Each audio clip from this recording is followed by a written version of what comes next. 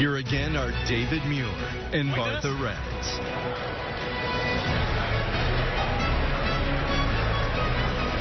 Welcome back tonight. As you can see, we have a packed audience here in New Hampshire, and we're going to continue. We've already had a spirited conversation here at the top of the broadcast about ISIS, about concerns of terror here on the home front. And as we await Secretary Clinton backstage here, we're going to begin on the economy. We want to turn to the American jobs, wages, and raises in this country. And do we believe Secretary Clinton will be coming around the corner any minute? But in the meantime, we want to start with this eye-opening number. And Senator Sanders, this question goes to you first anyway. In 1995, the median American household income was $52,600 in today's money. This year, it's $53,600. That's 20 more years on the job with just a 2% raise. In a similar time frame, raises for CEOs up more than 200%. Sorry. We're going to continue here.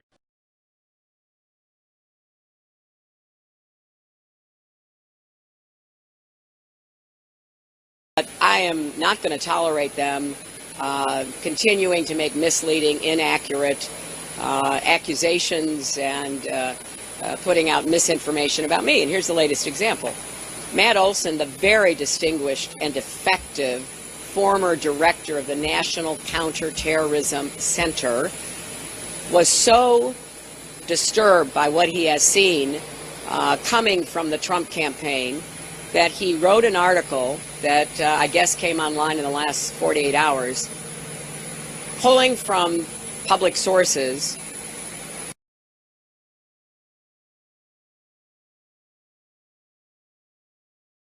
outline the evidence I presented in the other video. That is, the length that the large American flag is away from Hillary when she is speaking. This is an official photograph from the event. The evidence I presented, found by Dr. Blerack at his channel, was the fact that the shadows fall on the American flag in the background, which is supposed to be 40 feet away. And also note the man in the background.